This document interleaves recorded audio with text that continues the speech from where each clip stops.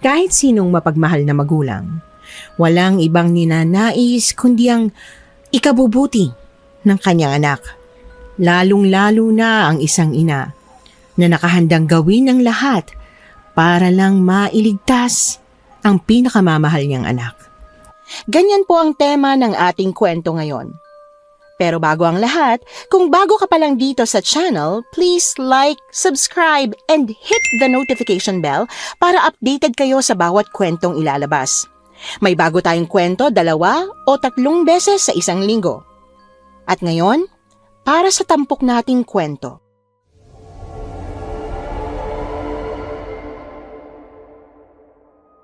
Ay, lintik ka talagang bata ka. Pinatawag ako ng teacher mo. Hindi ka raw pumapasok sa school. Nakita ka raw ng principal na tumatambay kasama ng mga barkada mo at ilang beses ka na rin daw nakikitang umaakyat sa bakod ng school para mag-cutting. Magpaliwanag ka nga, Debbie. Si mama naman ang aga-agang mag-rap eh.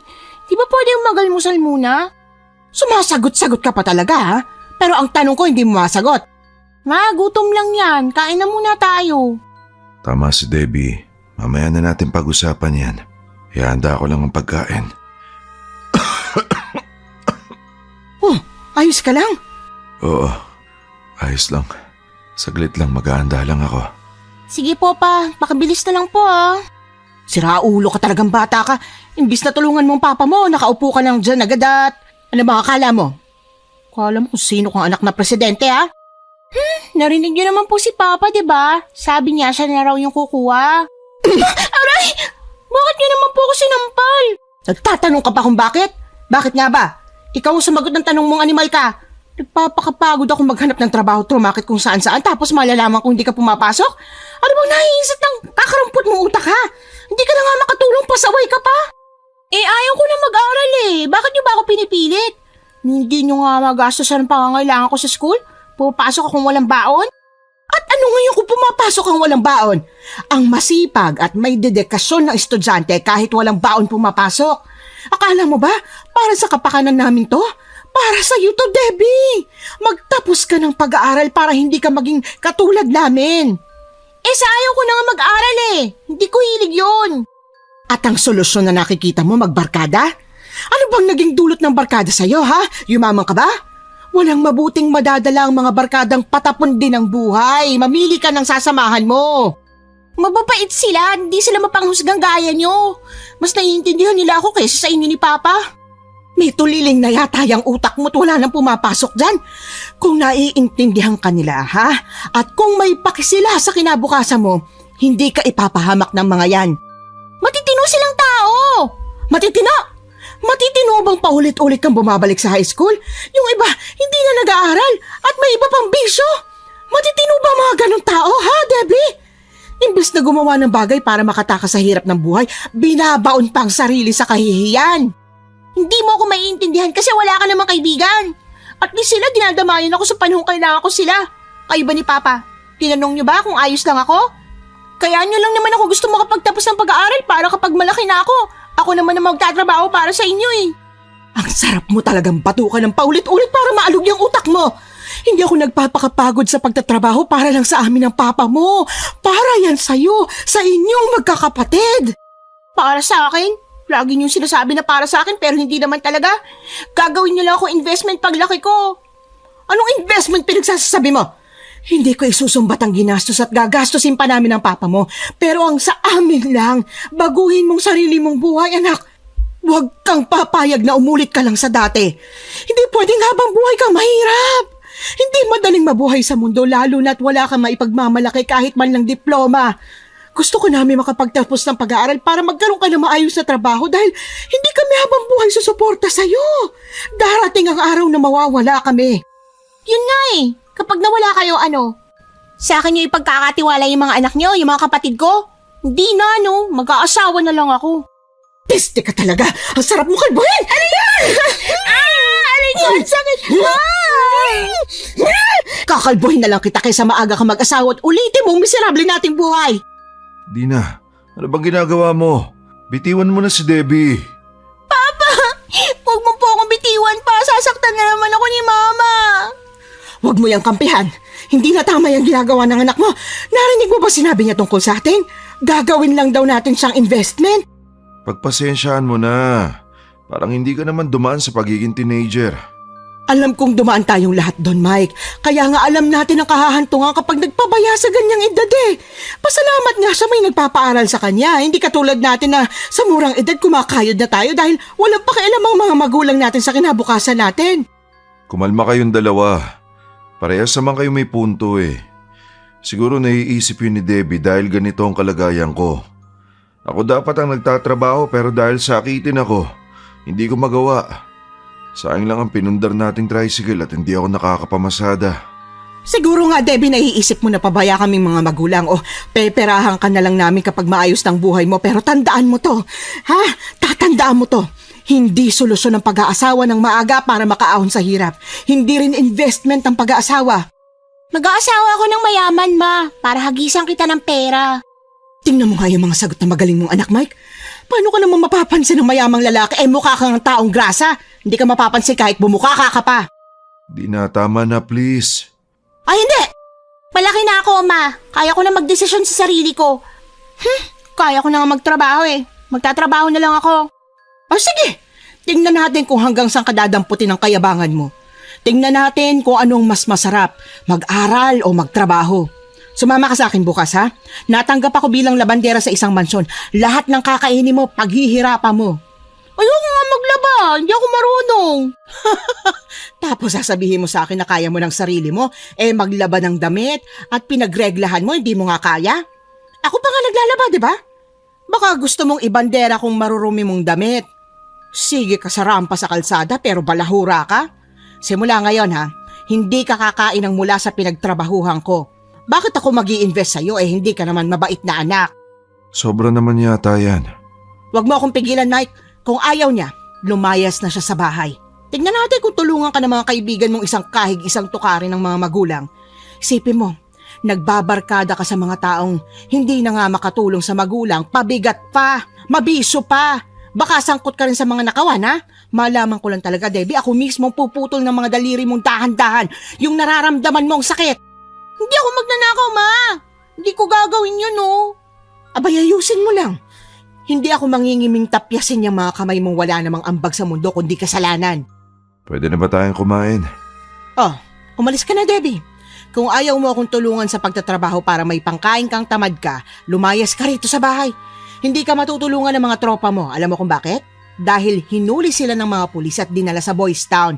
Yung mga babae, alam mo kung saan napunta? Di dinala rin dun sa parehas na institusyon.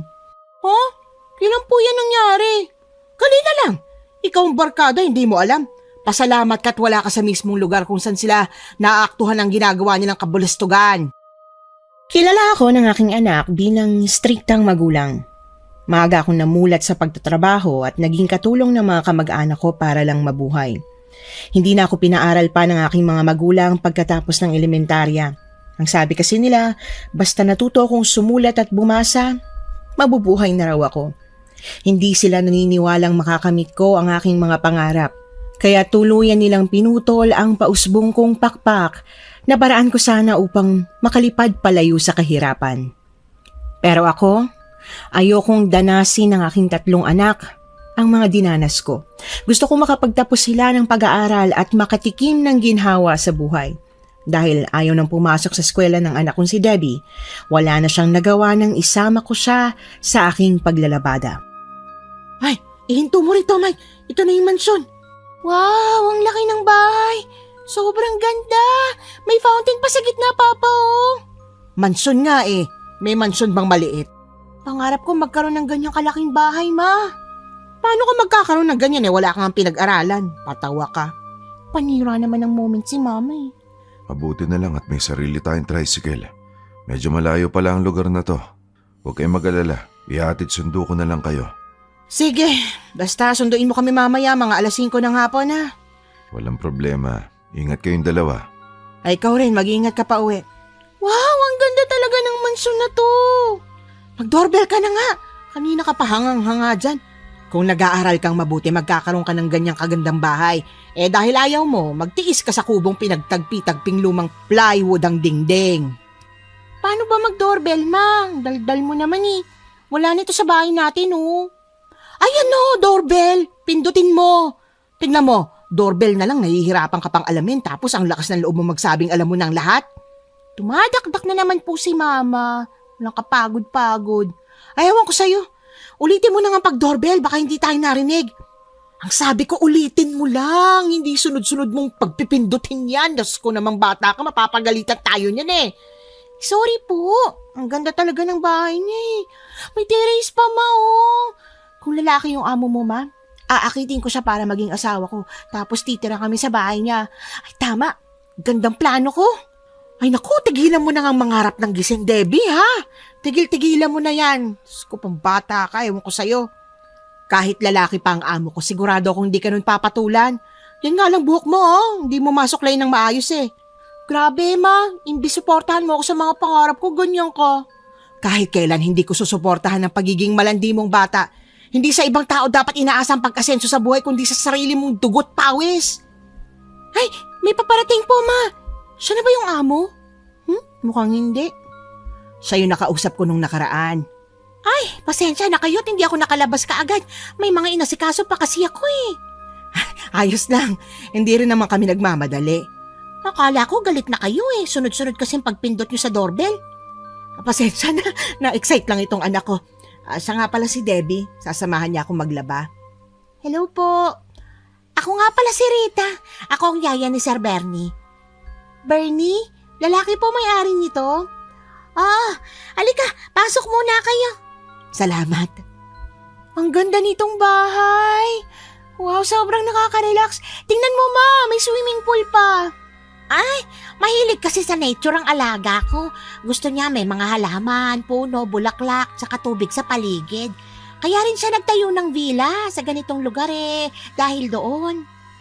Kaya po pala medyo masukal ang lugar na ito, ano? Tahimik kasi rito eh. Malayo sa ingay ng mga tao. Hindi rin kasi siya mahilig sa pakikihalubilo. Kaya ngayon pa lang, manghihingi na ako ng paumanhin kung maging malamig ang pakikitungo niya sa inyo, ano? Pero mabait yun. Gwapo ho ba yung amo niyo? Debbie! Tumigil ka nga sa kalandian mo, nakakahiya ka. Tatanong lang eh. Ayos lang din ah. Ang gwapo ng alaga ko. Hindi mo nga lang siya makikita ngayon kasi may inaasikaso siya. Pero uuwi rin yun. Halika kayo. Nandito yung laundry area. Ang lawak naman ng lugar na to. Parang bahay na namin ng size ah. Kumpleto rin sa paglalaba. Ay, oo. Kumpleto ng mga gagamitin nyo rito pero huwag kayong mahiyang magsabi kung may kulang pa ha. Labas muna tayo. Doon muna tayo sa may sala. May gusto ba kayong inumin o kainin? Ipaghahain ko muna kayo bago tayo magtrabaho. Ay, hindi na. Nakakahiya naman sa'yo. Ako po kung may cake sana. Cake po sa akin. Hoy, Debbie, mahiya ka nga. Ay, tamang-tama. May Black Forest sa ref. Kukunin ko lang ha. Huwag kayong mahiya. Bilin sa akin ni Sir Bernie. Napakainin ko muna kayo bago kayo magtrabaho eh. Napakarami kasi ninyong lalaban sa ngayon dahil nag-resign yung labandera namin. Na-inback yung mga maruruming damit tapos nagpalit din ako ng mga kortina at saka bedsheet. Ganun ba? Dalawa naman kaya kayang-kaya namin yan. Sige, dyan na muna kayo at pupunta lang ako sa kusina ha. Siya siguro si Sir Bernie, Ma. Ang laki ng picture niya nakasabit. Pero parang sobrang luma na ng picture. Sa tingin ko, hindi lang yan basta picture, parang painting yan. Kamukha siya ng isang artista, pero ang weird ng taste niya sa mga display map. Nakakatakot tingnan yung mga manika doon, oh. May mga dambuhalang statwa pa siya ng mga lalaki. Dahil mahilig si Sir Bernie sa mga nakakatakot na bagay. Kinulat niyo naman po ako, Manang Rita. Pasensya ka na kung nagulat ka ha. Kumain na kayo. Wow, mukhang masarap ang cake ah. Patikim. Sarap nga. Ngayon ako nakakain ng ganito kasarap na cake. Maraming salamat, Ate Rita. Walang anuman. Basta kapag kailangan niyo ako, huwag kayong mahiya na magsabi. Nandyan lang ako kung saan-saan. May gusto nga pala akong sabihin ng mga rules dito sa bahay. Ano ho yun? Mahigpit na ipinagbabawal ni Sir Bernie ang pumasok sa kwarto niya, maging ang maglibot-libot sa bahay niya. Tanging sa laundry area lang kayo pwede, sa dining area at saka sa sala. Ako, walang arte si Sir Bernie pero importante lang sa kanya ang salitang privacy. Tatawagin ko na lang kayo kapag kakain na. Ayaw din namin dito yung malikot ang kamay ha, lalo ng paglaruan ng mga koleksyon ni Sir. Makakaasa po kayo dyan. Sa paglalaba, ayaw ni Sir Bernie na palaban sa iba yung mga underwear niya, kaya huwag niyong laban kung may makita kayo, itabi niyo lang. Pwede niyong iwashing ang mga labahin pero kailangan pa rin kusutan pagkatapos para siguradong malinis, ha? Sa usapang bayad naman, makakaasa kayong walang magiging problema ron. Pwede kayong mag-advance kung gusto niyo. Kuha niyo ba? Kuha namin, Ate Rita. Salamat naman. Sige na, kumain na kayo. Ibababa ko lang iba pang lalaban niyo, ha? Salamat po. Sarap nito, ma. Tikman mo. Sige, kumain ka lang ng kumain dahil mamaya magtatrabaho ka na. Grabe, ma. Pwede bang kumain muna tayo? Trabaho agad ang nasa isip mo eh. Kailan kaya uuwi si Papa Bernino? Gusto ko na siyang makilala. Naku, tumigil ka nga sa inaasal mo, Debbie. Nakakahiya ka talaga. KJ mo, ma. Hindi ko na pinahaba pa ang diskusyon at nagsimula na kaming maglaba. Tahimik lang ako at seryoso sa pagtatrabaho dahil ayoko makaramdam ng pagod. Pero inis na inis ako sa aking anak dahil napakaligalig niya at maingay pa. Para akong may kasamang bata na sawayin. Ma, gabi na. Hindi pa ba tayo tapos? Malapit na tayong matapos. Malapit na ako lagutan ng hiningi. Hindi ko na kaya, ma. Upo muna ako, Nakita mo na, paglalaba pa lang sumusuko ka na. Ganito kahirap kitain ng pera kapag wala kang pinag-aralan, ano? Hindi naman po ako magiging labandera habang buhay. Kapag nakakuha ka ng asawang batugan at walang kwenta, walang dudang ganitong sasapitin mo. Kaya ka pinag-aaral para hindi ka matulad sa kapalaran namin. Sus, hanggang dito ba naman, ma? Ingay-ingay nyo? Diyos ko naman, walang patawad. Ay, wag mo ako sinasagot ng ganyan ha. Kung ituring mo ako para mo akong barkada, matuto kang rumispeto. Sorry na po. Pero wag kayong mag-alala. Itong bahay, magiging sa atin to balang araw. O kaya magkakaroon tayo ng ganitong bahay. Sus, tumigil ka na sa kahibangan mo. Kung di naman din galing sa pagsisikap mo, hindi ako titira sa bahay na gano'n, ano? Ma, nakita mo na ba yung may-ari ng bahay na to? Hindi pa. Si Ate Rita lang ang nakakausap at naaabutan ko rito. Ay, ilagay mo nga ito na to yung damit sa gilid. Kukusutan ko mga damit para bukas, iwawasin ko ulit. Pagkatapos nun, uwi na tayo. Sige po. Siraulong patang ito. Ayaw pagsikapan ng mga bagay-bagay. Gusto madali ang paraan. Balang araw matututunan niya. Ang mga bagay na nakuha sa madalian, madali ring nawawala. Di ko alam kung saan ako nagkulang sa pagpapalaki sa anak kong ito. Ay! Mama! Debbie! Debbie, nasaan ka? Naku, wala pala siya rito. Lokong bata ito, pasaway talaga. Mama! Nandyan na! Mama, tulong po! Diyos ko po, anong ginagawa mo riyan sa taas ng malaking statwa?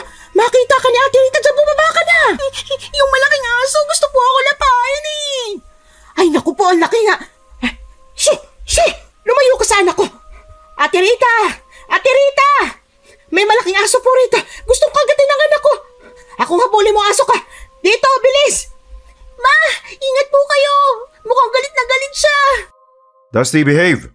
Huh? Sino yun? Anong nangyayari rito? Narinig kong sigaw mo, Dina! Ay, hala! Bata ka! Anong ginagawa mo sa koleksyon ng alaga ko? Bumaba ka dyan! Ay, pasensya na po kayo sa anak ko. Ang gwapo pala niya talaga.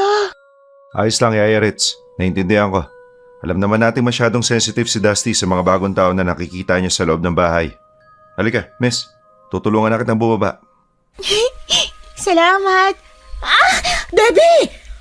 Ay, tanga talaga tong batang to, mahuhulog pa. Buti nasa lo. Ayos ka lang? Oo, salamat Oh, ibababa na kita ha. Dusty, bumalik ka na sa kwarto mo. Ngayon na. Ay, sandali. Bakit parang may kakaiba sa asong yun? Kakaibang mga mata niya, nanlilisik at mapupula. Si Sir Bernie naman, sobrang haba tulis ng kuko. Ay, teka, namamalikmata yata ako. Oo nga, namamalikmata lang ako. Normal naman yung kuko niya. Ito ang isa sa dahilan kung bakit ayaw ko kayong gumala sa loob ng bahay eh. Hindi nakatali si Dusty, pero kapag naramdaman niya may gumagalaw na kakaiba sa loob ng bahay, doon siya lumalabas. Ano ba ginawa mo, Debbie, at nagalit sa'yo si Dusty? Hinawakan ko lang po yung statue. Nako, malakas ang kutob niya ni Dusty kapag may gumalaw sa kahit anong koleksyon ni Sir Bernie. Nagagalit talaga siya. Ay, pasensya na po sa inasal ng anak ko, Ate Rita, Sir Bernie. Hindi na po mauulit. Ay, dapat lang. Para di naman sa kapakanan niyo yung sinasabi namin. Tama na yan. Hindi na dapat tayo magtalo pa sa ganitong usapan lang. Yaya Ritz, pakibigay na ang sahod nilang dalawa ngayong araw. Doblein mo na. Dalawa pala silang nagtatrabaho dito. Hindi ba't arawan ng trabaho nila? Ay, oo nga pala. Etong bayad niyo ngayong araw. Pero hindi pa namin tapos yung trabaho. Hindi mahalaga. Arawan ang usapan natin, hindi ba? Kahit matapos ang trabaho o hindi, babalikan niyo naman yan bukas, hindi ba? Oo naman po. Salamat po. Ang gwapo niya. Ganyan ang tipo kong lalaki. Tumigil ka nga, nakakahiya ka talaga. Ang gwapo talaga, Ma. Papakuran ko na siya kaagad. May sinasabi ka? May kailangan ka pa ba, miss? Wala naman po. Ang ibig ko lang sabihin, ang bait niyo naman po, Sir Bernie. Mukhang malayong pinanggalingan mo May dala ka pang maleta eh. Tumigil ka nga, Debbie. Oo. Galing ako sa business meeting. Pasensya na ha. Gusto ko pa sanang kilalanin kayo kaso napagod ako sa biyahe. Kailangan ko na magpahinga. Wala pong problema. Pauwi na rin naman po kasi kami. Pasensya na po talaga. May ibang araw pa naman para magkakilala tayo, sir. Good night, Sir Bernie. Sweet dreams. Mapanaginipan mo sana. Si Mama naman nananabunot. Ilugar mo yung kalandian mo. Good night din. Yaya Ritz, ikaw na po ang bahala sa kanila. Si Dusty, pakainin mo ng paborito niyang pagkain. Ay, huwag ka mag-alala. Ako na bahala sa lahat. Hindi ka ba kakain? Iiniti ko lang yung paborito mo. Kumain na po ako. Magpapahinga na ako ha. Bye, sir. Ma'am, initian niya ako. Umayos ka. Huwag mo ko ipahiya dito. Naku, umanda ka sa aking pagka-uwi. Samahan ko na kayo palabas, ha? Salamat po, Ate Rita. Bukas, ha? Sana hindi na ito maulit. Para rin naman sa kapakanan niyo yung mga sinasabi ko. Oo, alam po namin. Naku, hindi na po mauulit. Pasensya na po talaga. Sorry po, Manang Rita. Baka pagalitan po kayo ni Sir Bernie dahil sa amin. Ay, mabait si Bernie. Wag lang talaga siyang sasagarin. Naku, kanina pa yata nasa labas ang papa mo. Puntahan mo na nga. Baka nakatulog na yun sa tricycle. Sige po. Dito na kami, Ate Rita. Ingat kayo, ha? Opo, salamat. Kala ko anong oras pa kayo lalabas eh. Kanina pa ako rito. Pasensya na. Marami kasi kaming nilaban eh. Di pa nga kami tapos. Hindi naman kasi nakatulong tong anak mo na may ruwisyo pa. Ano na naman ang ginawa mo, Debbie? Naku, sa bahay na natin pag-usapan. Sobrang nakakahiya ang anak mo. Hindi ko alam kung kanino yung nagmana. Pa, magkakaroon ka na ng manugang. Manugang? Yung may-ari ng bahay na yan. Mapapangasawa ko siya. Mukhang pagod ka talaga. Nadidiliryo ka, anak. Nakita mo na kung gaano kayabang yung anak mo? Diyos ko, umuwi na nga tayo. Sumakay na kayo. Kailangan na talaga nating umuwi. Kawawa yung dalawang bata ron, walang kasama. Habang nasa biyahe, hindi na talaga ako nakapagpigil na sabunin ang anak ko dahil sa inasal niya sa mansyon. Ikaw talagang bata ka. Mas makati ka pa sa higad. Kung makatitig ka kay Sir Bernie, parang hinuhubaran mo pa. Ma, makalaglag panty naman po talaga yung itsura niya. Ganun yung mga tipo kong lalaki. Laging naka-eyeglasses, naka-v-neck na damit, matangos yung ilong, maputi, at may magagandang mga mata. Tapos pantay na pantay pa yung mga ngipin niya. Ma, parang pwede kang isalya sa pader. Ma, aray! Kailangan talagang manampal. Bakit ganyan ka mag-isip, ha? Saan mo natututunan yung mga ganyan pananalita? Nagbabasa ka na naman siguro ng pocketbooks, ano? Naku si Mama, may iniisip na naman kakaiba. Tigilan mong pagpapantasya kay Sir Bernie. Hindi ka papatulan nun. Grabe ka naman, Ma, anak mo ko. Dapat sinusuportahan mo po ako. Bakit ko naman susuportahan ang kalandian mo? Ma, ito na yung solusyon natin para makaahon sa buhay, oh. Nakikita ko na yung future ko. Maglalakad ako pababa sa mahabang hagdan doon habang hawak yung kamay ni Sir Bernie at sasabihin, Aray, ang sakit! Ano po ba yun? Naalog yata ang utak ko. Ang lakas ng preno ni Mike. Okay lang ba kayo dyan? Pasensya na kayo. May nakita kasi ako nakaharang eh. Ano bang nakaharang? Patingin nga. Ano yan? Na, tao yan ah. Mukhang hindi siya tao. Huwag kayong bababa. Sa tingin ko halimaw siya. Halimaw? Pero maayos yung pananamit niya. Ha? Nakita niyo po ba yun? Parang kumukulubot yung mukha niya at lumaki ang tenga. Sabi sa inyo eh, hindi siya pangkaraniwan. Baka aswang. Tingnan niya yung mga kuko niya, sobrang haba. Nalilisik ang mga mata. Bakit parang galit siya sa atin, Ma? Nakakatakot yung dila niya mahaba. Pinandila niya pa sa paligid ng labi niya. Mukhang kakainin niya tayo. Huwag kayong magpakita ng takot. Mas natutuwa pa ang mga aswang kapag naaamoy nila ang takot ng isang tao. Kumapit kayo. Iaharurot ko ang tricycle. Sasagasaan ko siya. Ano? Teka, sandali! Eto na. Kapit! Ay! Mike! Pakiramdam ko titilapon ako, Ma! Kumapit ka lang! Ah! Debbie! Nakailag siya.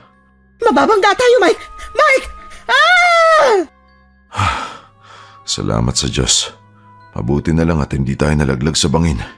Sira ulo ka! Nalaglag si Debbie! Aray! Ang sakit ng ulo ko, nauntog ako. Ang bilis mo kasi magpatakbo eh. Si Debbie nalaglag. Oo, sandali. Huwag mong hubarin ang shorts ko. Huwag mong ilahin. Bababa na ako. Naku, naloko na. Bakit? Si Debbie, kaharap na ang halimaw. Ano? Debbie! Anak! Sandali, Dina. Sasamahan kita. Dina! Huwag mong sasaktan ang anak kong halimaw ka! Ah! Aray! Humahaba ang dila niya! Kasing sakit ng latigo! Hindi ako makalapit. Debbie! Anak! Diyos ko, Mike! Hinimatay ang anak natin! Umalis ka sa anak ko. Alis! Akala mo hindi ako handa ah. Palagi ako may dalang isang maliit na timbang may asin. Palagi akong handa sa pagsalakay nyo. Tumakas na siya, Mike! Mabuti naman. Akala niya kakayanin niya tayo. Debbie! Debbie! Dahan-dahan, Dina. Baka matapilo ka. Debbie! Anak! Nawalan siya ng malay dahil siguro sa takot. Bubuhatin ko siya para makauwi na tayo. Tila may nagkakarera sa aking dibdib nang makita ang aking anak na walang malay. Dali-dali namin siyang inuwi sa bahay, mabuti na lamang at habang nasa daan ay nagkamalay na siya.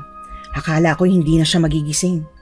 Pagkarating namin ng bahay ay ihiniga siya ng aking asawa sa kanyang kama. Tsaka naman nagising si Debbie. Ma! Ano? Debbie, ayos ka lang? Pasensya ka na anak ha. Hindi ko na malaya na nalaglag ka sa tricycle. Kamusta naman ba ang pakiramdam mo? Masakit po ang katawan ko. Ano po kaya yung nilalang na yun? Hindi na yun mahalaga. Ang mahalaga ay ligtas ka. Aray! Ang sakit po ng sugat ko. Saan sugat? Patingin niya ako. Ay, oo nga. May kagat ka sa leeg, anak. Parang tuklaw ng ahas, ah. Dalawang matulis ng ngipin ang bumaon. Diyan ka lang. Huwag ka aalis. Kukunin ko lang yung panggamot ko. Panggamot? May kaunting kaalaman ng mama mo sa panggagamot. Eto na. Tumabi ka na muna saglit, Mike. Kailangan natin maggamot yan. Hindi natin alam kung may rabies yung aswang na yon. Aray, Ma! Masakit po! Tiisin mo. Kaysa naman mamatay ka.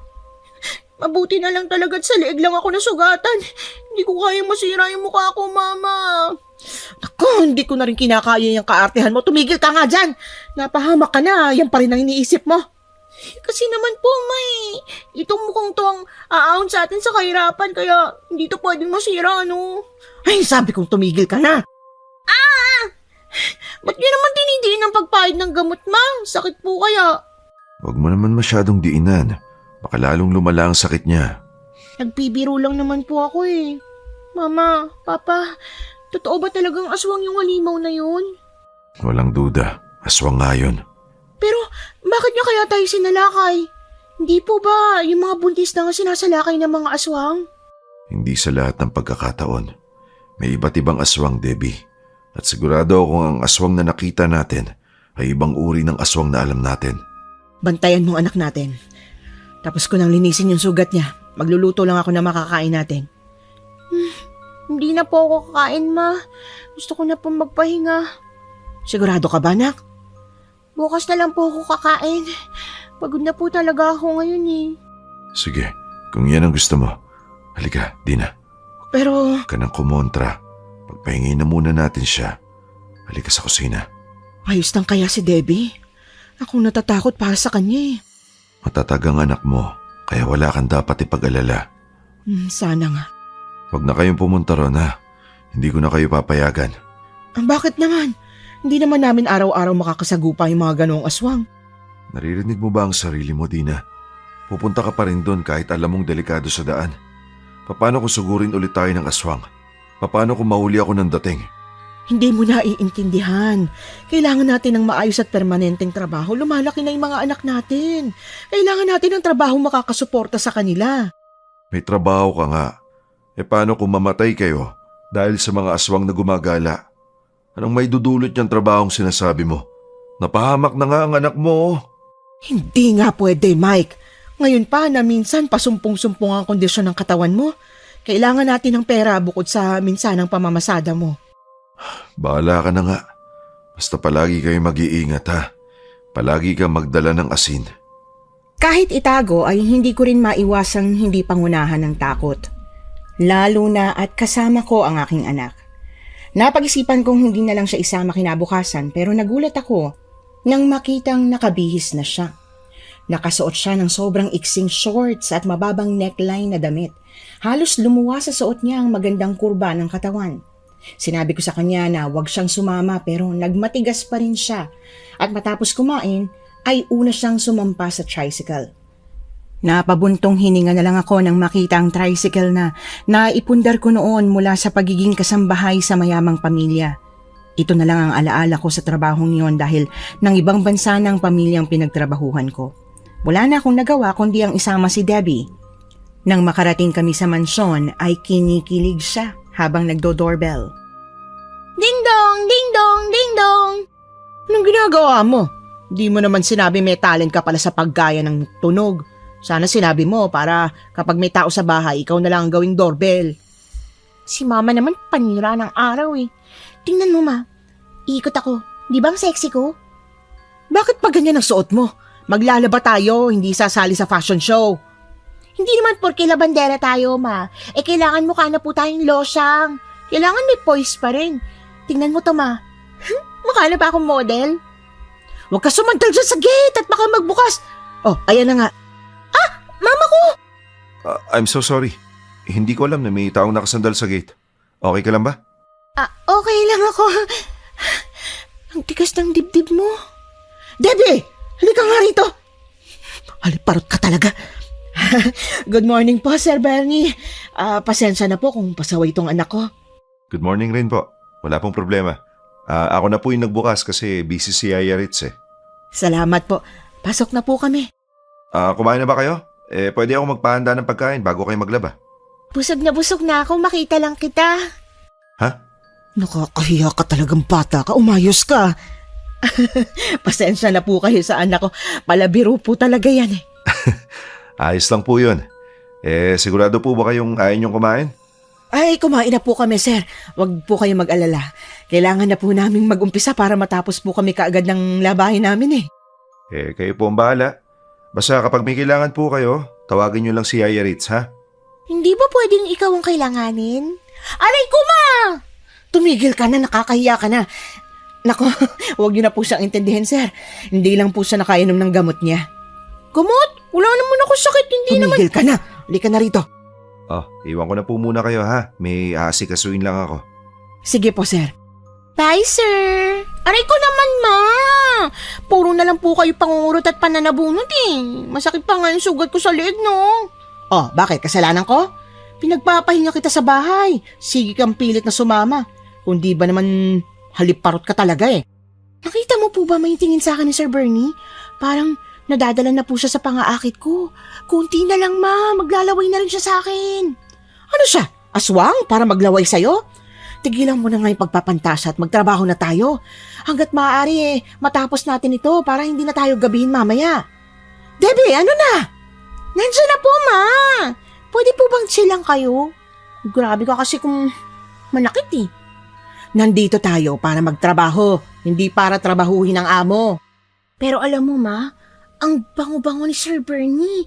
Ang sarap niyang... Ang cute niya, sobra. Wala ka na ba talagang respeto sa akin, ha? Ilang taong ka pa lang, Debbie? 17 ka pa lang. Hindi dapat ganyan ang naiisip mo. Mangarap ka dapat para sa sarili mo at hindi umasa sa ibang tao. Ihiwalay mo itong mga dekolor sa puti at baka hindi kita matansya. Ikaw ang paghiwa-hiwalayin ko. Si Mama panira talaga eh. Hindi naman po ako nangangarap para sa sarili ko, no? Siyempre kapag yumaman ako, kasama kayo. Eh, hindi ko kailangan. Ang kailangan ko, kumilos ka ngayon.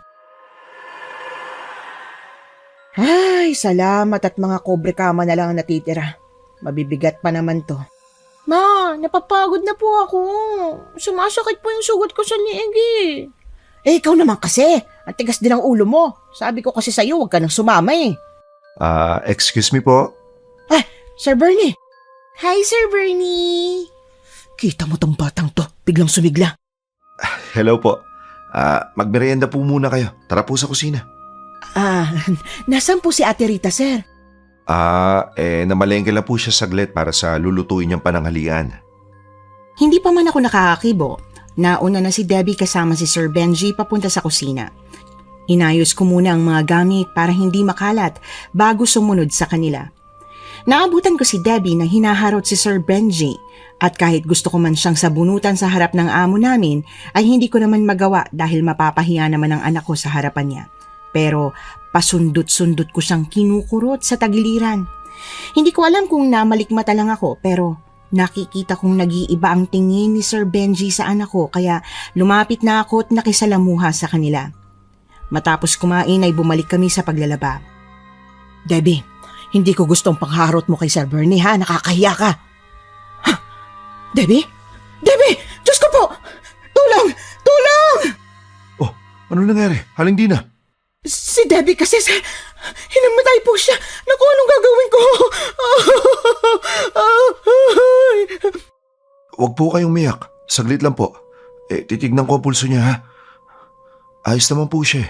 Siguro napagod lang. Baka nga po. Medyo mainit siya ng kaunti. Kailangan niya magpahinga. May guest room kami sa taas. Pwede muna siya magpahinga ron. Hindi ho ba nakakahiya, sir? Wala pong kaso yun. Sir, nahihiya na po talaga ako. Pero sa ngayon ay lulunukin ko muna yung hiya ko. Tatapusin ko lang po itong paglalaba at mga bandang hapon po uuwi na rin po kami. Huwag po kayo mahiya. Hindi na po kayo iba sa amin. Sir, ayos lang din po ba kayo? Ayos lang naman ako. Para po kasing namumula yung mga mata niyo eh. Wala to. Meron kasi akong kondisyon na namumula ang mata kapag medyo nasisikatan ng araw eh. Hindi na to mahalaga. Kailangan na natin siyang dalhin sa guest room. Sumunod ka sa akin. Opo sir. Naku, mukhang mainit ang anak mo. Meron ba siyang sakit? Ano kasi, may nangyari sa amin kagabi kaya yun, may kumagat po sa kanya. Ganun ba? Bakit pumunta pa siya rito? Po? Ang ibig ko sabihin, sana hindi na lang siya pumunta rito. Nagpahinga na lang siya sana. Makikisuyo nga pala ako. Pakibukas ng pinto. Saan po? Ito po ba? Opo. Bukas na po sir. Good. Sir, saan po yung ilaw? Medyo madilim po pala rito. Pasensya na. Gusto ko kasi ng madidilim na kwarto. Ilalapag ko lang si Debbie, ha? Diyan ka lang muna sa pwesto mo. Bubuksan ko lang ang harang sa bintana. Mukhang sobrang kapal po ng tabing sa bintana. Halos wala na pong makita dito sa loob. Pasensya na. Nasaan po banda ang ilaw? Bubuksan ko na lang po. Pasensya na, hindi ko nasabi. Pundido kasi yung ilaw ng kwartong to. Hindi ko pa napapalitan eh. Ano yan? Debbie? Ayos lang po si Debbie. Pasensya na, naihagis ko siya ng kaunti pero hindi naman ganun kalayo. Ano po yung nadidinig ko? Parang may sumisip-sip. Sandali lang po ha. Bubuksan ko lang ng kaunti ang bintana. Ako na po kaya sir. Baka pinahihirapan na po kayo ng anak ko eh. Hindi ako na. Sandali lang. Mas kabisado ko ang kwartong to. Ako na lang po. Nakakahiya naman po sa inyo. Ako na nga! Eh... Sorry po at nasigawan ko kayo. Ayos lang po. Ayan na po. Kalahati lang po ang binuksan ko at baka masilaw si Debbie. Medyo nakakasilaw nga po, sir. Sir, mahilig po talaga kayo sa mga kakaibang figurine, ano? Oo. Lahat ng guest room ko may ganitong disenyo. Sobrang weird ko ba sa paningin niyo? Ay, hindi naman po. Sige po, sir. Iwan ko po muna si Debbie. Tatapusin ko lang po yung mga labada. Ganun ba? Sige. Sabay na tayo sa pagbaba. Ipinagpatuloy ko ang paglalaba kahit na kinakabahan ako sa hindi ko malamang dahilan. Ramdam ko na parang may kakaiba talaga sa ikinikilos ni Sir Benji. Maging sa kagamitan niya sa loob ng bahay ay ramdam kong napaka-weirdo. Parang may sa demonyo ang mga display lalo na sa guest room. Parang hindi pangkaraniwan ang presensya ng mga figurine ng mga tao kahit ang mukhang mga anghel ay iba rin sa aking pakiramdam. Parang may negatibong enerhiya ang mga yon. Pero itinikom ko ang aking bibig. Minadali ko na lang ang paglalaba upang maaga akong matapos. Ay, Dina, gutom ka na ba? Pasensya ka na ha, kararating ko lang galing palengke. Bigla kasing bumuhos yung ulan, pero magluluto na ako para makakain na kayo. Oo nga po eh. Mahirap tuloy magpatuyo ngayon. Kanina pa umuulan dito. Lalakas kung minsan hihina. Okay lang po, Ate Rita. Pinamerienda naman kami ni Sir Bernie kanina. Hindi pa naman po ako gutom. Ay, teka, nasaan ang anak mo? Nahimatay po kasi siya kanina eh. Kaya sabi ni Sir Bernie, pagpahingahin muna dun sa guest room. Ano? Bakit nandoon siya? Hindi ba ang sabi ko sa inyo? Dito lang kayo sa laundry area. Bakit siya nandoon? May problema po ba doon, Ate Rita? Pasensya na po kasi napagod po siguro sa kakalaba yung anak ko. Kagabi pa po kasi masama ang pakiramdam niya. Kung ganun, sana iniwan mo na lang siya sa bahay niyo kaysa dinala mo pa siya rito. Nasaan guest room siya? Doon po sa second floor. Ano po meron? Bakit po kayo tumatakbo? Hintayin niyo po ko, ate. Ang bilis niya tumakbo. Kinakabahan tuloy ako. Lalo tuloy ako nagkaroon ng hindi magandang hinala. Dapat kasi hindi mo na siya dinala dito eh. Pasensya na po, Ate Rita. Hindi na po mauulit. Bubuksan ko lang ang ilaw. Ha? Akala ko po pundidong ilaw dito. Kahit kailan wala pa kami napundidong ilaw. Pinapalitan ka agad namin kapag nasisira ay kapapalit ko nga lang ng bumbilya sa kwartong ito. Debbie! Naku! Debbie, bakit nasa sahig ka? Tulog pa rin siya. Debbie! Debbie! Anak, gising! Anak! Debbie! Oh, Diyos ko, anak. Pinag-alala mo ako. Ano bang nangyari sa'yo? Bakit nandito ka? Okay ka lang ba ha? Lupay pa yung itsura mo. Parang wala po akong lakas eh. Para ka nang lalambot, anak. Ano bang nangyayari sa'yo? Ako, ang mabuti pa umuwi na muna kayo. Kailangan niya makapagpahinga. Umuwi na kayo. Pwede niyong gamitin ng telepono sa sala para tawagan ang asawa mo. Paano na po yung mga labahin namin? Ay, saka na yan. Pwede mo naman niyang balikan bukas. Ang mahalaga makapagpahinga ang anak mo. I think, Yaya Ritz, they should stay here. Bernie! What's the matter, Yaya? At least dito matutulungan natin sila at mapapakain. May sakit si Debbie. Baka hindi nila kayanin sa biyahe lalo pa at maulan. Hindi na po. Uuwi na lang po kami. Ma, parang hindi ko po kayang magbiyahe. Dito na lang po ako. Iwan niyo na lang po ako. See? Masama ang pakiramdam niya. Baka lagnatin pa siya kung magpapaulan pa kayo. May tricycle naman sila, Bernie. Walang problema doon. Sige na, iuwi mo ng anak mo, Dina. Yaya, just this once, okay? Patuloyin lang natin sila kahit ngayon lang. Ma, hindi ko po talaga kaya magbiyahe. Nangihina na po ako. Darating naman ang papa mo, anak. Mabubuhat ka niya. Ang mabuti pa, bantayan mo na lang ang anak mo dito kung mananatili kayo pansamantala. Ibigay mo sa akin ang number ng asawa mo akong tatawag sa kanya. Dito ka na lang muna sa kwarto. Dadalang ko na lang kayo ng pagkain kapag nakaluto na ako. Huwag kayong gagalaw ng mga gamit dito, ha? Wala pong problema. Sabay silang umalis ni Sir Benji. Habang naglalakad sila palabas, naramdaman kong may namagitan sa kanilang katahimikan. Kakaiba rin ang tinginan nila. At bago nila tuluyang isara ang pinto, nakita kong parang nagtatalo sila pero ngumingi silang si Sir Benji kay Ate Rita. Hanggang sa nagtama ang paningin namin ni Sir Benji. Kakaiba na ang nararamdaman ko sa kinikilos nila pero binabaliwala ko lang dahil wala naman akong basihan sa mga hinala ko. Sinunod ko ang utos ni Ate Rita na bantayan si Debbie habang natutulog. Ang hindi ko lang maintindihan ay kung bakit nagsinungaling si Sir Benji sa akin tungkol sa ilaw sa silid. Napakababaw na dahilan para maghinala pero hindi ko maiwasan. Dinalahan kami ni Ate Rita ng pagkain pagkatapos niyang magluto. Sinubuan ko na lang si Debbie dahil nanghihina talaga siya. Hindi ko alam kung pag-iinarte niya lang o talagang totoo na masama ang pakiramdam niya. Dumating na ang asawa ko saktong pagkatapos naming kumain kaya bumiyahe na kami pauwi. Tumagal ang aming biyahe dahil sa malakas na buhos ng ulan. Si mama naman panira talaga ng diskarte. Oh, nakauwi lang tayo. Magaling ka na. Ayos na ba ang pakiramdam mo? Medyo ayos na po.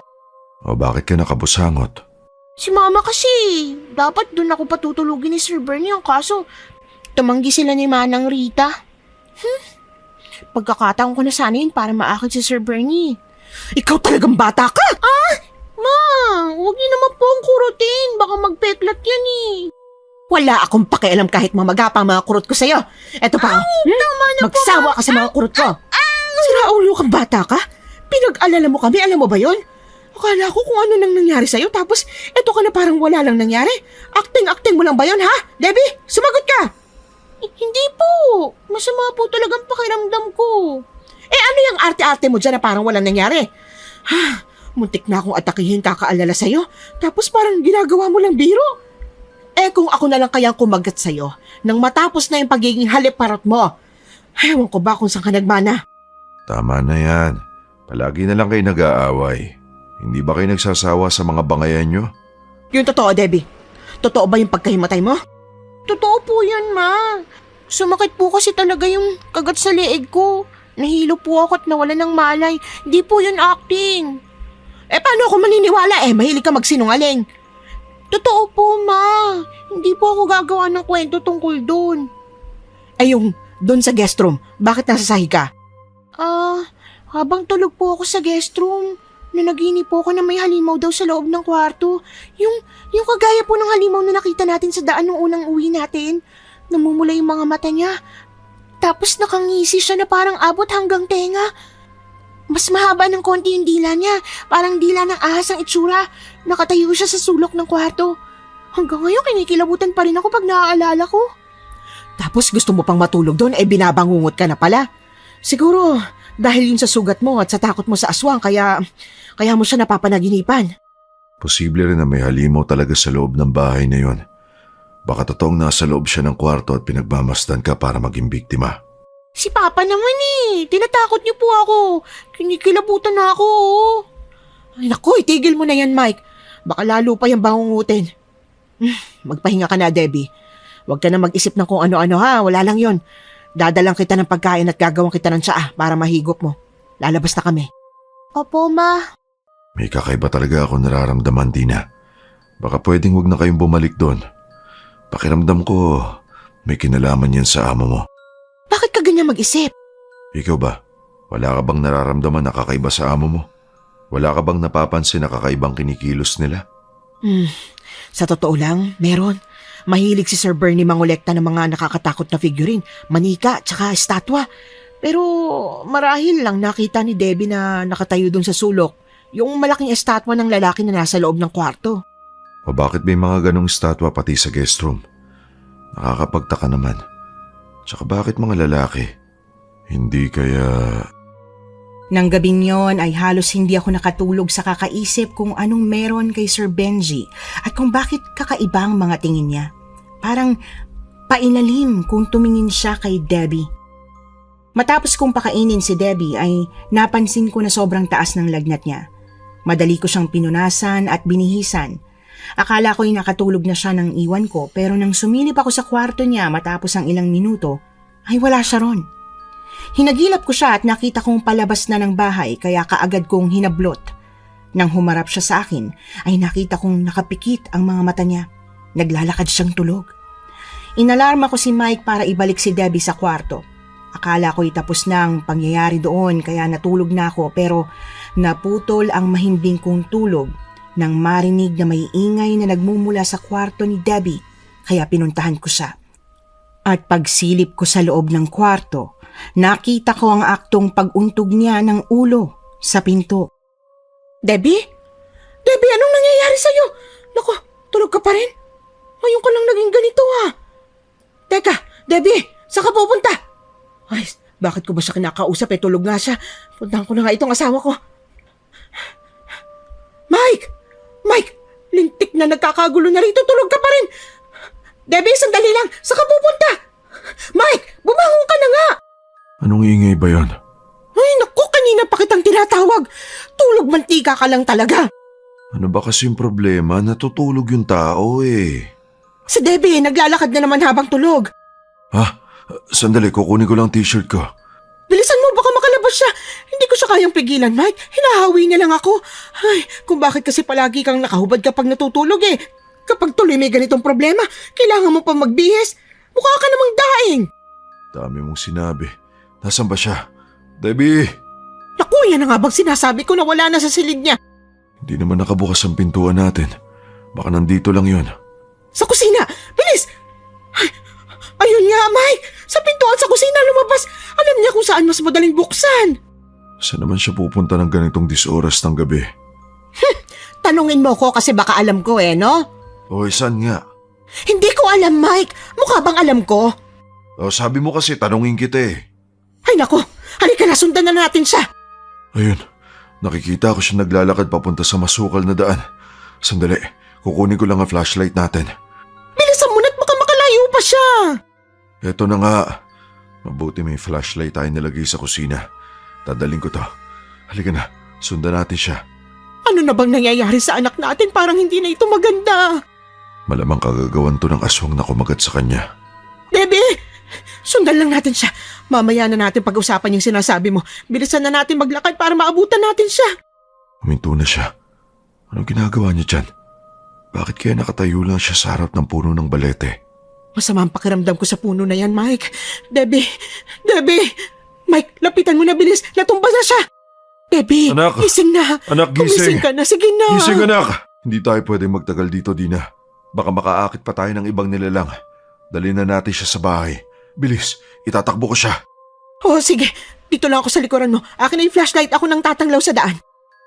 Pagkarating sa bahay ay sinubukan namin siyang gisingin. Nakahinga ako ng maluwag nang magising naman siya. Pilit niyang sinasabi na masakit na naman ang sugat sa leeg niya. Nang tingnan ko yon ay muli na namang nanariwa ang sugat na dapat ay hilom na. Ginamot kong muli ang sugat sa leeg ni Debbie. Pagkatapos ay pinatulog ko siya at napagpasyahan kong tabihan siya para hindi na siya makalabas ng kwarto basta-basta. Kinausap din ako ng aking asawa na hindi maganda ang nangyayari at gusto na niyang dalhin si Debbie sa isang albularyo. Sa takot ko na baka maulit ang nangyari ay pumayag ako. Kinabukasan ay gumayak na kami. Dahil kailangan kong tapusin ang labada kay Sir Benji, si Mike lang ang sumama sa kanya at sinundo na lang nila ako noong oras na ng pag-uwi. Ano sinabi ng albularyo sa'yo? May problema tayo, Dina. Ang sabi ng albularyo... Pasok lang po ako sa kwarto. Huwag ka munang matutulog maghahanda pa ako ng hapunan natin. Opo. Ano nga yun? May problema tayo. Dahil nung tinignan siya ng albularyo, sabi may kumokontrol daw kay Debbie na isang aswang. Ano? Huwag kang maingay.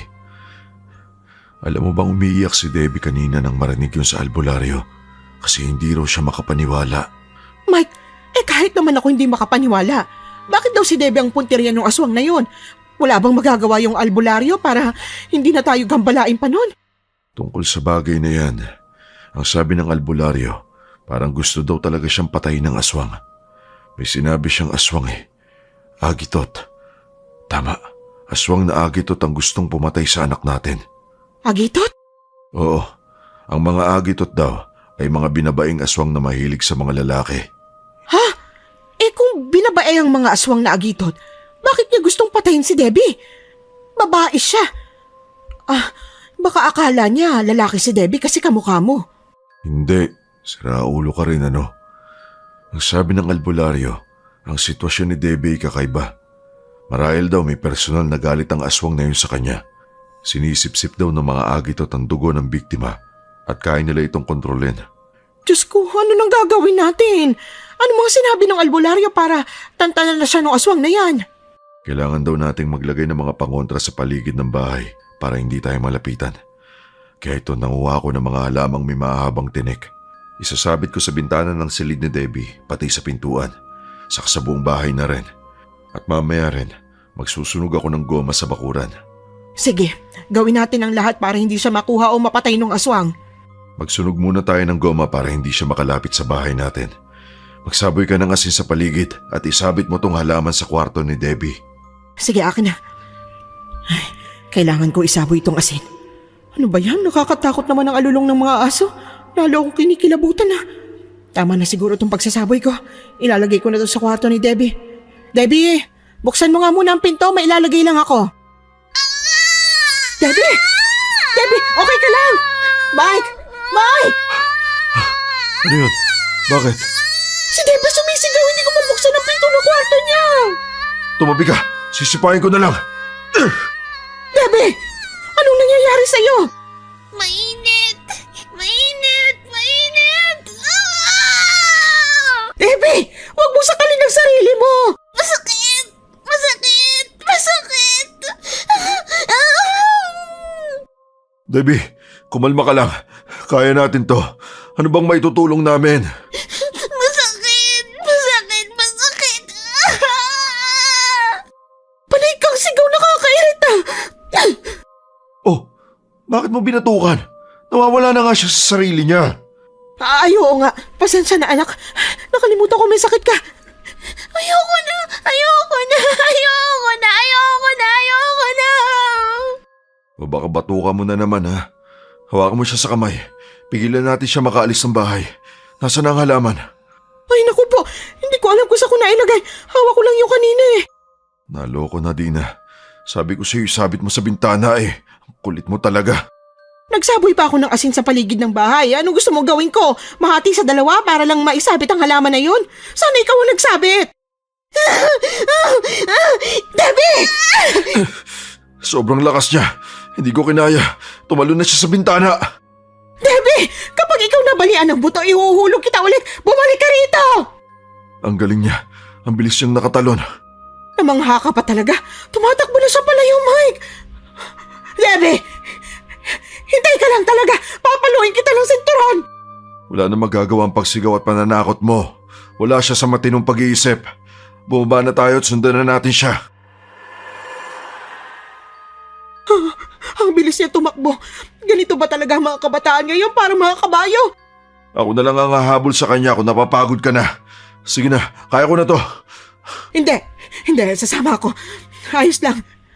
Ha? Ayun siya, Mike. Nasa may damuhan. Lapitan natin. Debbie.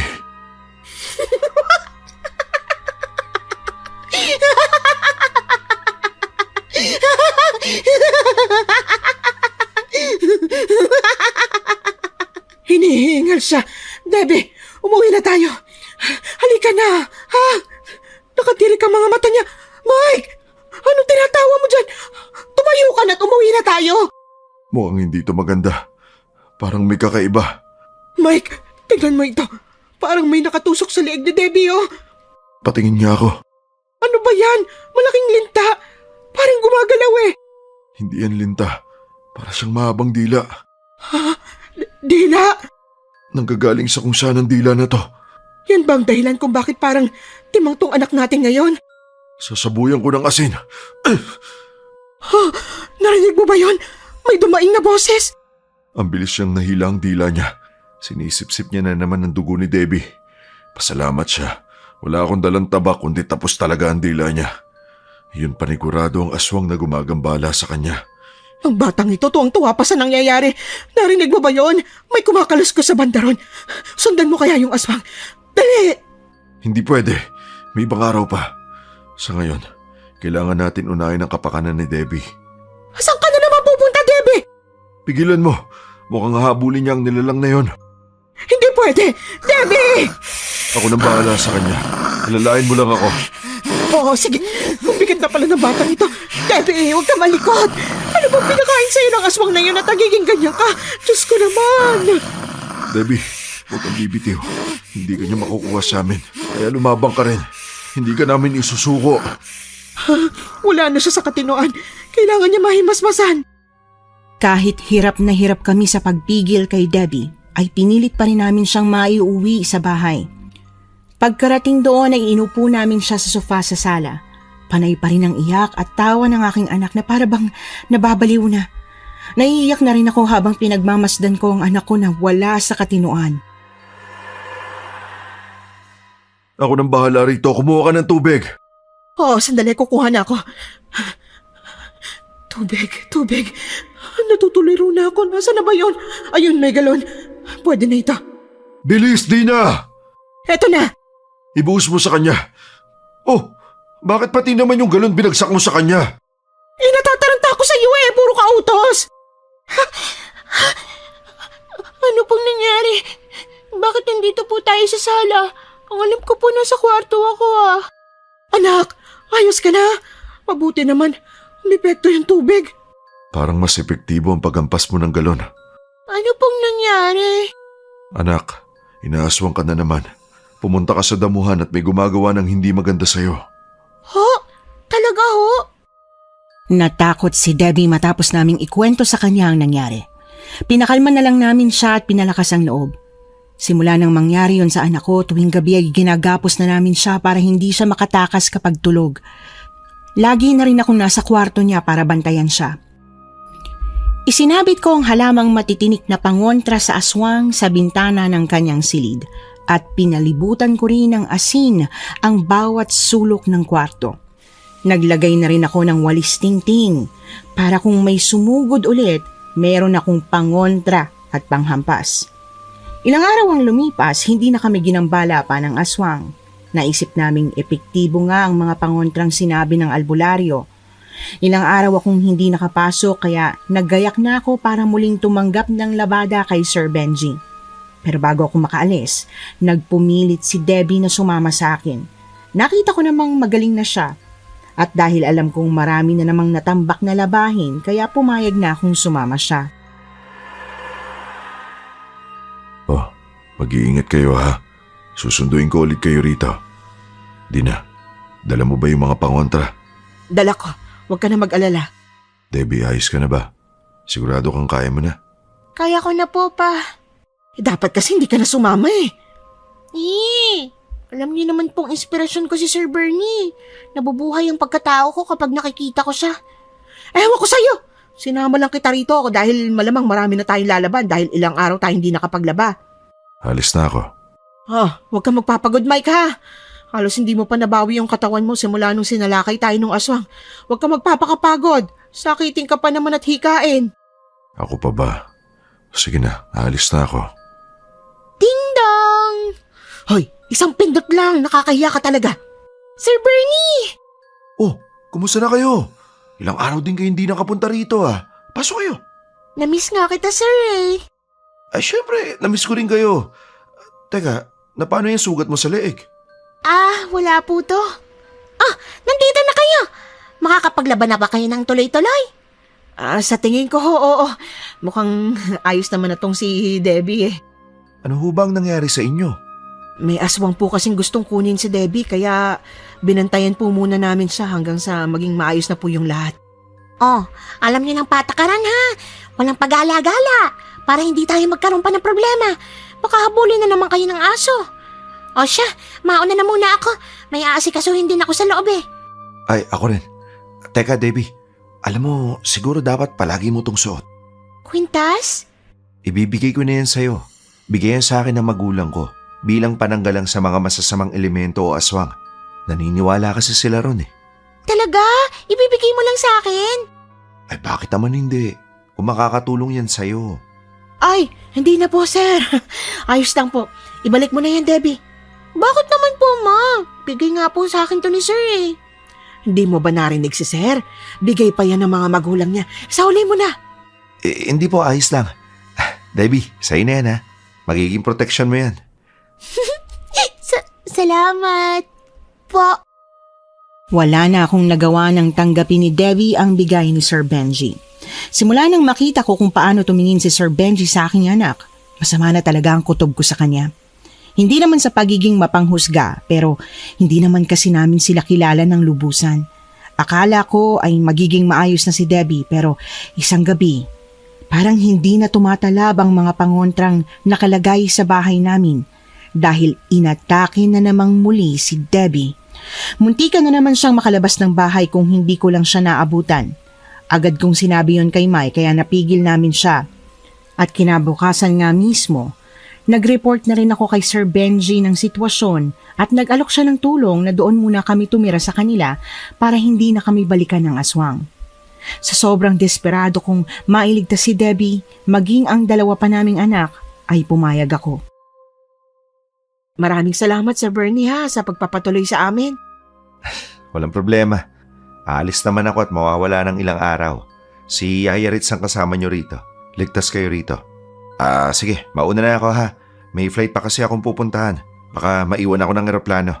Pero gabi na po May masasakyan pa po ba kayo? At saka delikado po ang daan dito. May sasakyan naman po ako. Huwag po kayo mag-alala. Ay, sige na. Lumakad ka na kung saan ka papunta. Diyan lang kayo Sasamahan ko lang siya sa may gate. Dina, ang anak mo bantayan mo. Wala dapat masirang mga gamit Opo. Sus, ano ka ba, Yaya? Okay lang. Walang kaso sa akin. Siya, tara na. Ingat ka, baby ko. Boss Bernie. Ingat ka rin. See you soon. Bye. Ari ko nangungurot na naman Ay, magtigil ka nga sa paglalandi mo. Umayos ka na. Tulungan mo ko ayusin yung guest room na pinahiram ni Sir Bernie sa atin.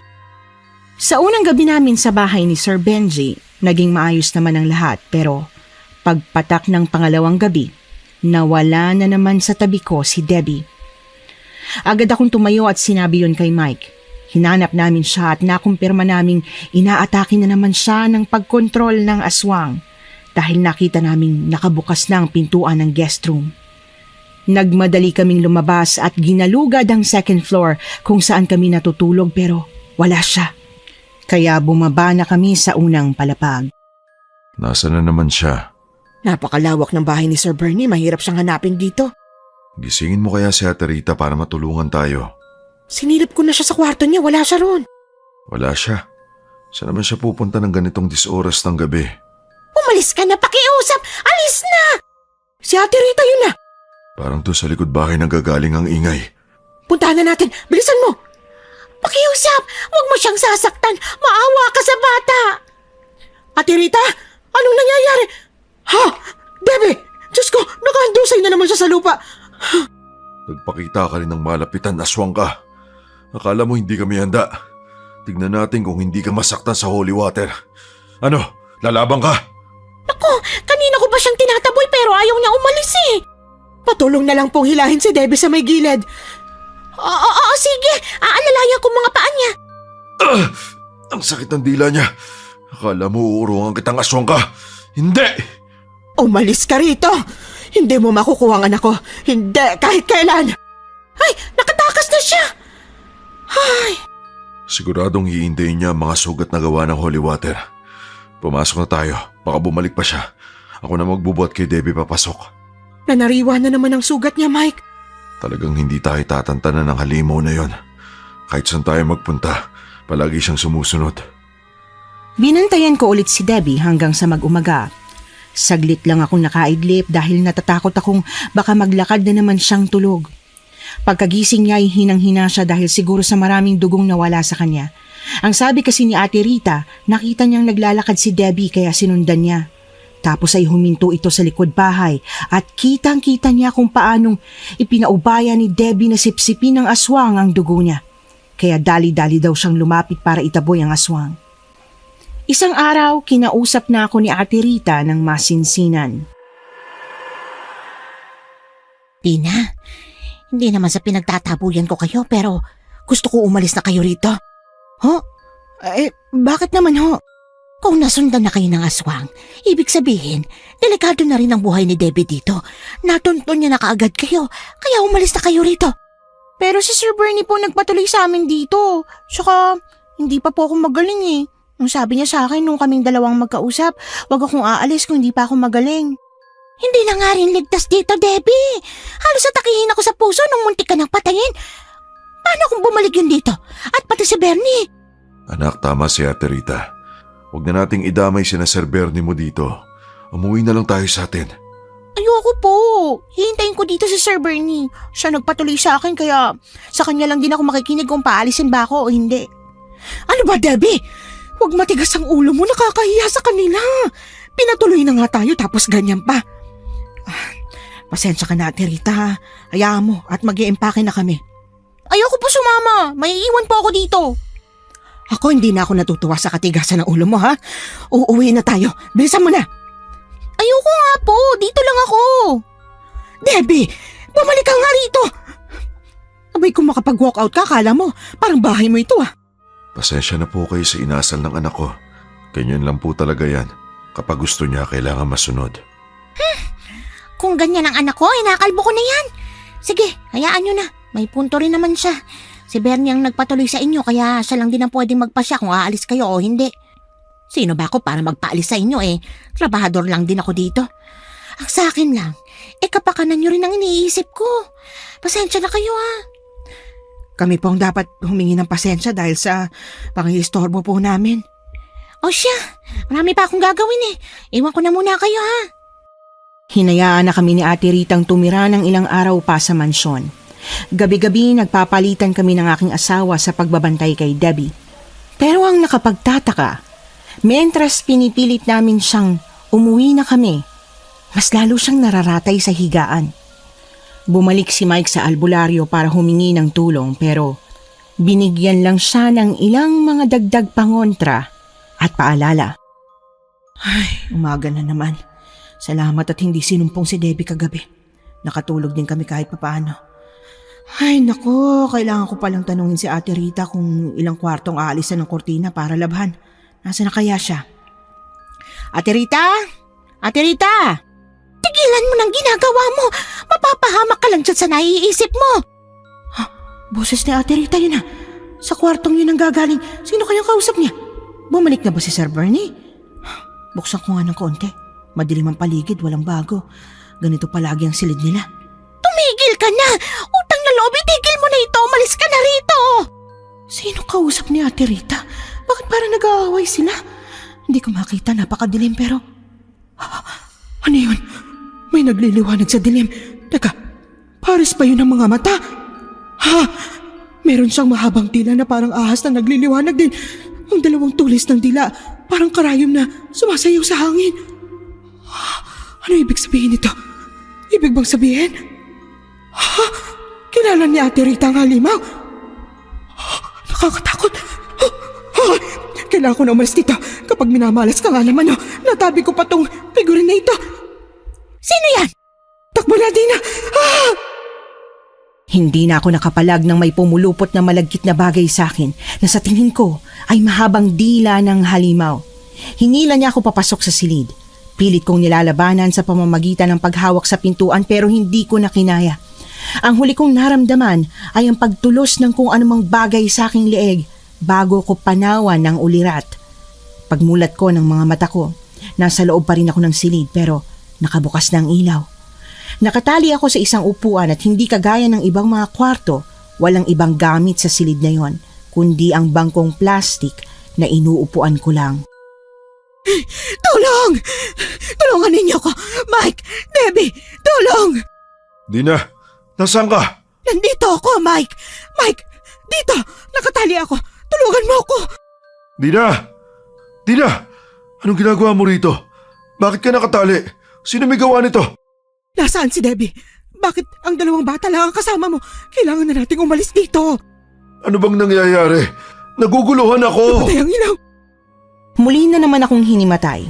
Nang magising ako, nakita kong nakagapos na rin ang mag-aama ko pero wala si Debbie. Pinilit kong gisingin ang aking asawa sa pamamagitan ng pagsipa sa kanya. Hindi pa rin nagkakaroon ng malay si Mike kaya pinwersa ko na lang ang lubid na nakapulupot sa kamay ko para lumuwag.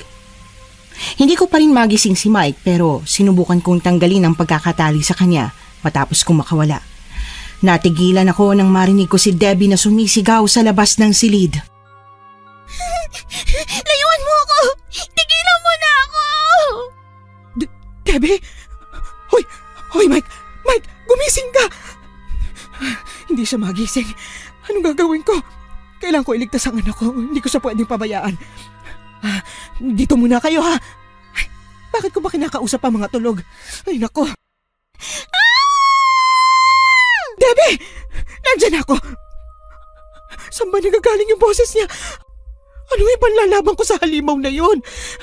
Wala na mga pangontra ko. May kumuha ng asin sa bulsa ko. Anong gagawin ko? Teka. Itong nabasag na figurine na lang siguro. Magdadala din ako ng ilang piraso ng bubog sa bulsa. Wala man lang magamit nitong pananggalang. Ay, naku, nakakainis. Debbie! Debbie, saan ka papunta? Nandito ako! Hindi niya ako napansin. Teka, sandali! Si Ate Rita yun na. Tinakpan niya ang bibig ni Debbie. Saan niya dadalhin ang anak ko? Kailangan ko silang sundan. Sino yun? Ang halimaw! Marahil ay hinahanap niya rin si Debbie. Kailangan ko makuha ang atensyon niya para hindi niya mahabol ang dalawa. Itong halimaw na ito, sinasagad na niyang pasensya ko. Umaakit ang dugo ko sa kanya. Ay, kailangan ko na mas maayos na panlaban dito. Ayun, may map. Hoy! Halimaw! Dito! Hoy, bakit? Nandito ako! Sa tindi ng inis ko sa halimaw at sa pagnanais na malayo ang atensyon niya kay Debbie, sinubukan ko siyang labanan. Sumugod siya at nilatigo ako gamit ang kanyang dila. Sinubukan kong iwasan at sanggain ang mga atake niya sa pamamagitan ng mop.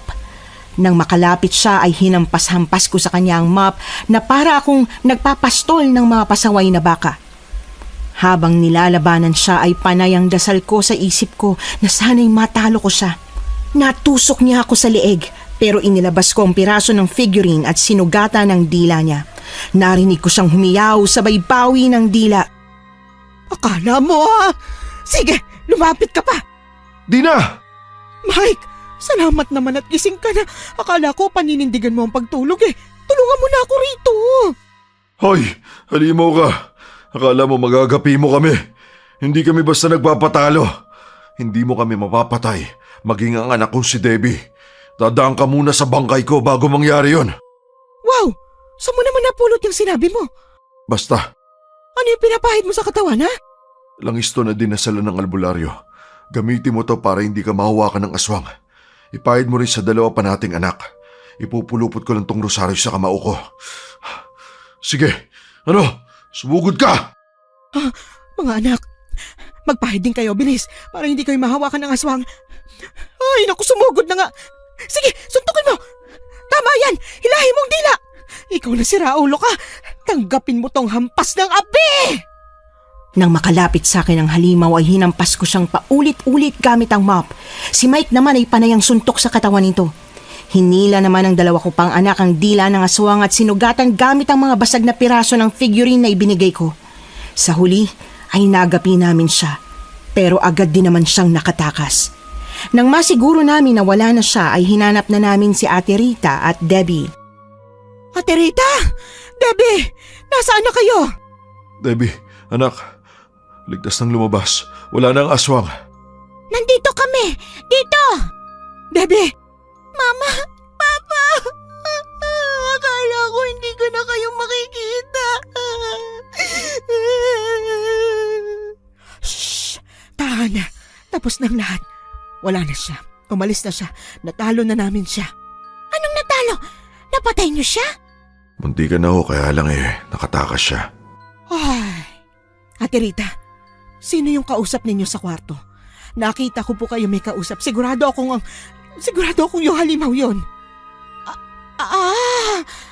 Oo. Nakita ko siyang pumasok na naman sa loob ng bahay kaya matapang ko siyang kinumpronta. Pagkatapos nun, nawalan ako ng malay. Anong nangyari sa inyo? Nakatakbo ako noon pero nawalan din ako ng malay. Nagising ako dahil sa mga sigaw ni Debbie. Nahihigop niya rin siguro ang dugo mo, Ate Rita. May sugat ka po kasi sa leeg Ay, talaga ba?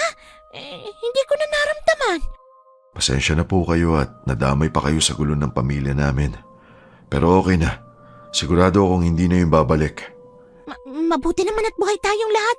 Alam kong mahihirapan kayong makatulog pero kailangan na nating magpahinga. Pumasok na kayo sa guest room. Siguraduhin yung nakalak ng mabuti ang pinto ha, para hindi pasukin sakaling bumalik yung halimaw.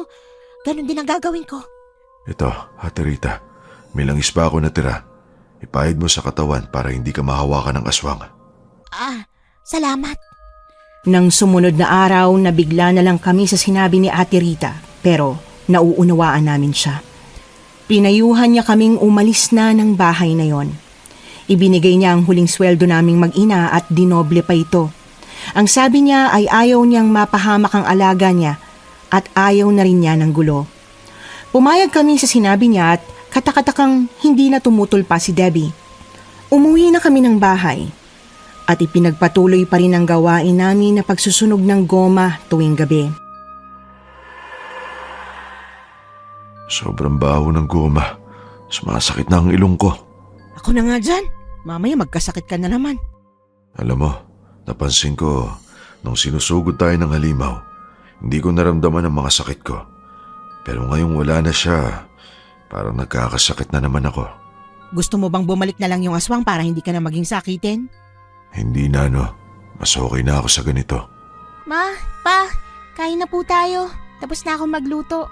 Ay, may isa pang himalang nangyari Naging masipag ng anak natin. Siyempre po. Tara na po, kain na tayo. Tapusin lang namin tong pagsusunog ng goma at baka bumalik na naman yung aswang na yun. Aba, hindi ko siya uurungan kahit inuubo ako.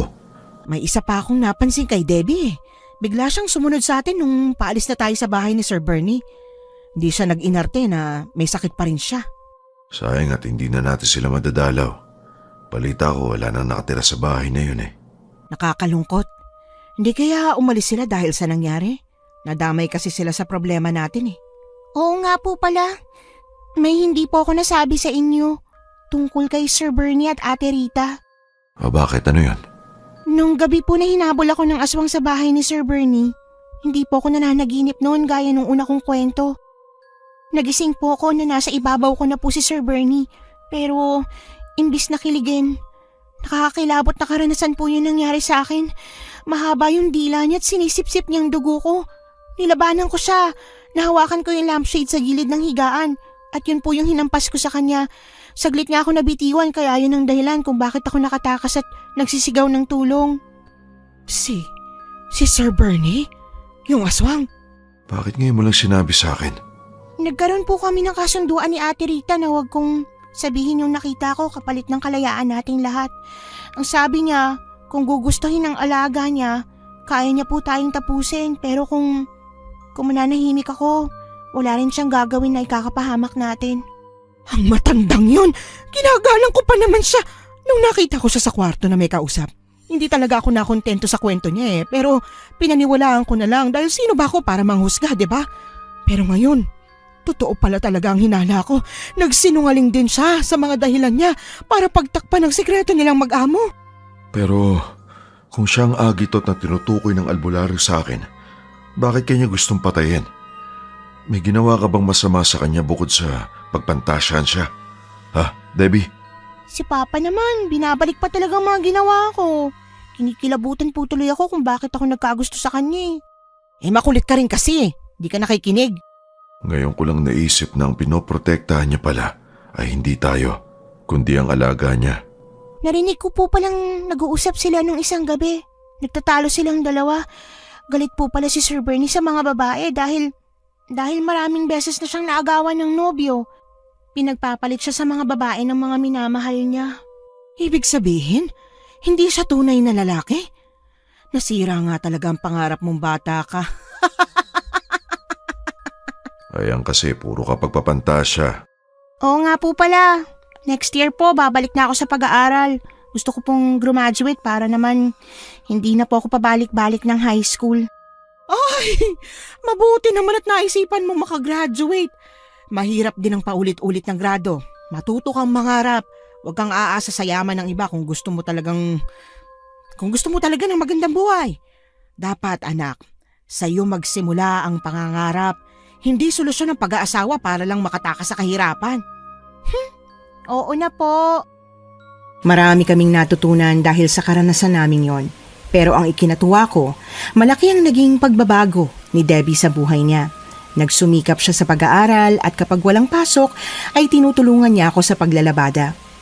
Napagkasundoan naming pamilya na anuman ang naranasan namin ay hindi na namin ikukwento pa sa iba.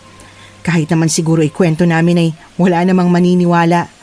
Basta ako, masaya na dahil magmula noon, namuhay ang aming pamilya na masaya kahit salat sa pinansyal na aspeto. Sama-sama kaming nangangarap na palang araw, makakatira rin kami sa magandang bahay, kahit hindi mansyon. Na natupad naman nang makapagtapos na sa pag-aaral ang aming mga anak. Talagang iginapang naming mag-asawa ang kanilang pag-aaral sa tulong na rin ng mga scholarship ng gobyerno. Bago sila bumuo ng kani-kanilang pamilya, inuna muna nilang ipaayos ang munti naming bahay. Sa ngayon, hindi na ako naglalabada sa iba. Sa mga anak ko na lang ay ubos na ang oras ko sa paglalaba. Masaya ako sa buhay na meron ako ngayon. Labandera pa rin ako, oo, pero sa mga anak ko na lang. At ni minsan, hindi ko ikinahiya ang hanap buhay na yon dahil yon ang dahilan kung bakit maginhawa ang buhay ng mga anak ko ngayon. Nagustuhan niyo po ba ang ating kwento ngayong araw? Kung oo ang sagot at hindi mo pa nagagawa, aba, subscribe na! Click the notification bell ha, para updated ka sa tuwing maglalabas kami ng bagong kwento. Click like at mag-iwan na rin ng comment. Masayang-masaya ako tuwing nagbabasa ng messages mula sa inyo. At kung may sarili kayong karanasan na gusto nyong ibahagi sa amin, email lang sa missanhorrorstories@gmail.com. Dire-diretso lang, missanhorrorstories@gmail.com.